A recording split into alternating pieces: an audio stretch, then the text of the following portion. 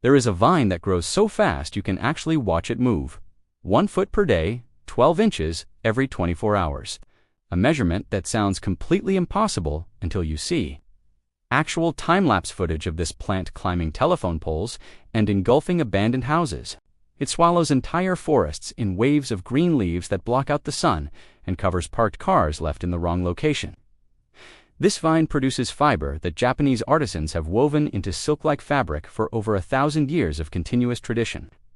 The textile drapes like luxury material that wealthy families treasured. It breathes better than cotton in humid summer heat.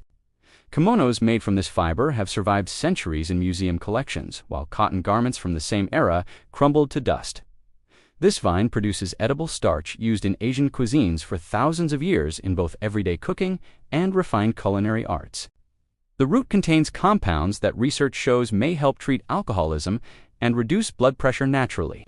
The flowers make soothing tea. The leaves feed livestock nutritiously. Every part of this plant serves valuable purposes in cultures that learned to work with it.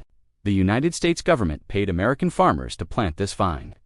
Federal agents distributed free seedlings across millions of acres. The Civilian Conservation Corps planted it. Washington declared this vine the solution to soil erosion devastating Depression-era farmland. Then the same government declared it a noxious weed. The vine they promoted became the vine they demonized. The plant they planted became the plant they poisoned. The solution they championed became the problem they spent millions trying to eradicate. This is Kudzu Poeria montana, the vine that ate the South because the government planted it there, then abandoned it. Today we are opening the file on this remarkable vine, the 1,000 years of Asian use that America ignored. If this matters to you, subscribe and hit the bell. The file is open. Chinese texts from the 6th century describe kudzu cultivation for fiber, food, and medicine in careful detail. Practitioners of traditional medicine prescribed kudzu root for conditions that modern researchers have since validated with rigorous clinical studies. Japanese artisans developed kudzu fiber, weaving into a craft called kuzufu. The process involves harvesting vines during specific seasons. Historical kuzufu textiles from the Edo period remain completely intact in museum collections today, demonstrating longevity synthetics cannot match. Dr. Xu Ying, who at Harvard University documented kudzu's ethnobotanical history in comprehensive research published in the 80s and 90s. Kudzu starch produces smooth, glossy sauces that remain stable. It thickens soups without the chalky quality of cornstarch. This accumulated knowledge meant nothing to the Americans who introduced it. They saw only a fast-growing vine to cover bare soil. They created a problem by ignoring the solutions that Asian cultures had developed over centuries. There is a government campaign that deliberately spread kudzu across the American South with missionary zeal and federal funding. The Philadelphia Centennial Exposition of 1876 first introduced kudzu to American audiences. Japanese exhibitors displayed the plant in their pavilion, promoting it as an ornamental vine with attractive purple flowers and rapid growth. American gardeners purchased specimens for decorative purposes, admiring the dense foliage that could quickly cover unsightly structures. The agricultural potential remained unrecognized until the 1930s, when soil erosion had become a national crisis. The Dust Bowl devastated the Great Plains. Deforestation and poor farming practices had stripped topsoil from millions of acres. The federal government desperately sought solutions that could stabilize soil before it washed away entirely. Kudzu seemed absolutely perfect for erosion control. The vine grew rapidly in poor soil where other plants struggled to survive. Its deep, extensive roots held soil firmly against erosion. Its dense coverage prevented rainfall from dislodging topsoil during storms. Its nitrogen-fixing ability actually improved degraded land over time, rather than depleting it further. On paper, kudzu solved every single erosion problem that was systematically destroying American farmland during the crisis years. The Soil Erosion Service launched an aggressive and well-funded kudzu promotion campaign across the South. They established nurseries, producing millions of seedlings. They hired agents to distribute seedlings directly to farmers. They paid farmers up to $8 per acre to plant kudzu on eroded land, which was substantial money during the Depression. The Civilian Conservation Corps made kudzu planting a major organized activity across the Depression-era South. Young men planted kudzu along highway embankments and across eroded hillsides. They planted an estimated 3 million acres between 1935 and 1942. The government effectively seeded the South with a vine it would later spend millions trying to remove. David Beasley wrote Kudzu, The Vine to Love or Hate, documenting this government campaign extensively. His research revealed internal documents showing officials celebrating kudzu as a miracle solution, while ignoring warnings from botanists. Kudzu evolved in regions with intense grazing pressure. Growth rates of 1 foot per day represent evolutionary adaptation to being eaten. American ecosystems lacked the grazing pressure that controlled kudzu in its native range. No native herbivores had evolved to browse it intensively. The climate of the American South proved ideal for kudzu. Warm temperatures and abundant rainfall allowed the vine to achieve maximum growth potential. Dr. James Miller has studied kudzu for decades. His findings showed that kudzu does displace native vegetation, but the spread was slower than mythology suggested. The vine covers less than 1% of southern forests, despite decades of establishment. The vine that ate the South actually nibbled small portions. Photographers sought out kudzu-engulfed landscapes because they made striking images. The mythology outgrew the biology. Harvesting kudzu profitably requires infrastructure that does not exist in America. Processing facilities for fiber and starch are located in Asia. Building this infrastructure requires capital investment. The vine's reputation as a pest makes investors skeptical, and markets cannot develop without products. The herbicide industry has no incentive to solve these problems. Companies selling chemicals to control kudzu generate steady revenue from the current situation. Roundup, Arsenal, and other herbicides targeting kudzu represent ongoing income streams that would disappear if kudzu became a valued crop. The industry profits from the problem continuing. Dr. Tara Bohr at Penn State University has researched alternative uses for invasive plants, including kudzu. Her work examined economic feasibility of kudzu harvesting for fiber, food, and biofuel applications. She found that technical barriers were surmountable, but economic barriers remained substantial without policy support. The annual cost of kudzu control exceeds $500 million. Landowners spend money killing kudzu. Government agencies spend money killing kudzu. Utility companies spend money keeping kudzu off power lines. This money flows to herbicide manufacturers rather than to productive enterprises. The circular logic of invasive species management traps kudzu in permanent pest status.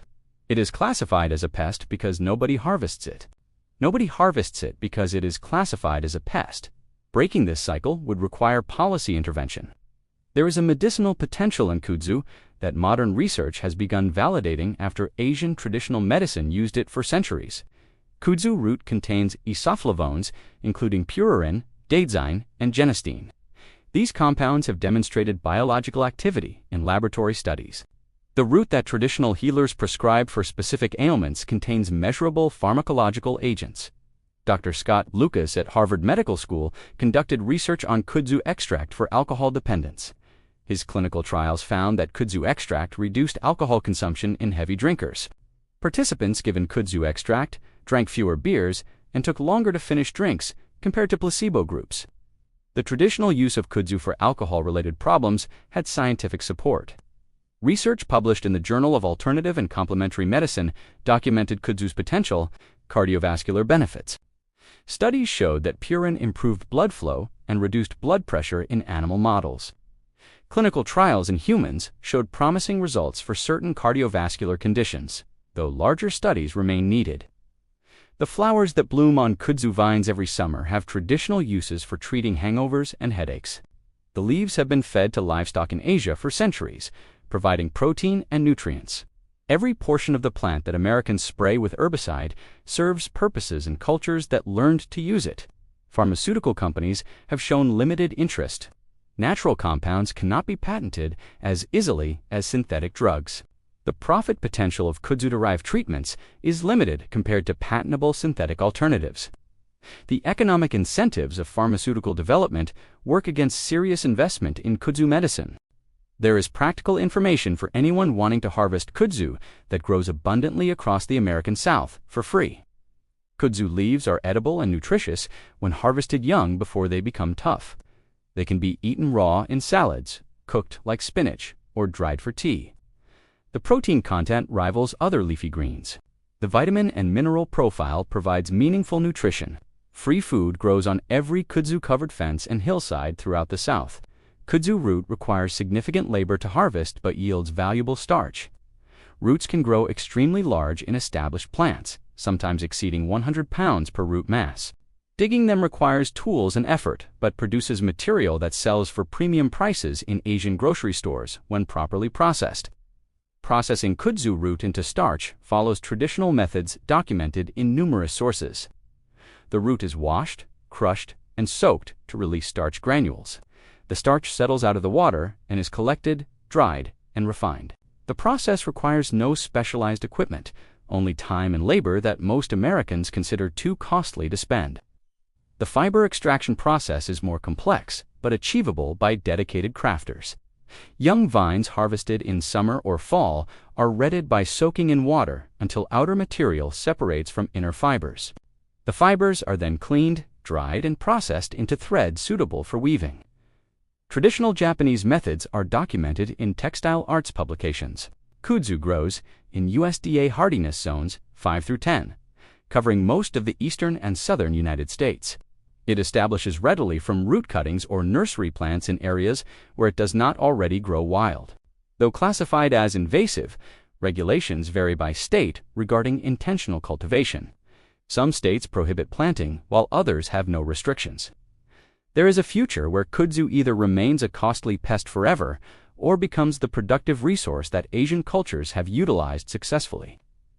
The vine continues growing relentlessly across millions of southern acres, regardless of human decisions about its official status. It will not disappear simply because government agencies wish it would go away.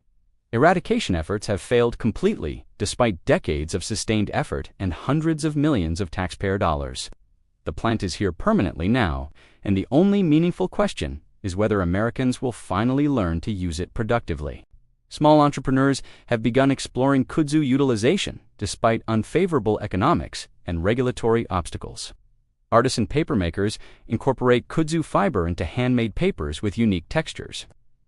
Herbalists sell kudzu root supplements to health-conscious consumers seeking natural remedies.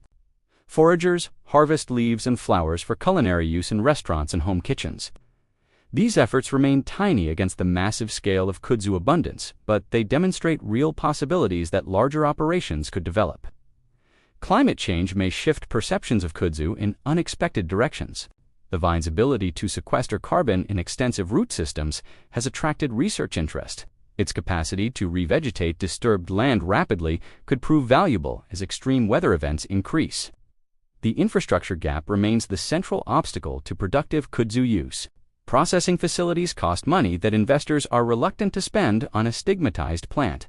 Without processing capacity, harvested kudzu has no market. Without markets, no one invests in processing. Breaking this cycle requires either patient capital or policy intervention. One remarkable vine growing 1 foot per day across millions of southern acres that nobody harvests. 2,000 years of proven uses in advanced Asian cultures completely ignored by America. A government campaign that deliberately planted it everywhere, then declared it a dangerous enemy. Industries profiting from endless eradication efforts while actively blocking productive alternatives. A valuable resource waiting for anyone willing to see past the carefully constructed mythology of the vine that ate the South. The file is now completely open. What happens next depends entirely on what people choose to do with this information. Subscribe now and hit the bell to see what other useful plants were demonized so industries could profit from their endless destruction.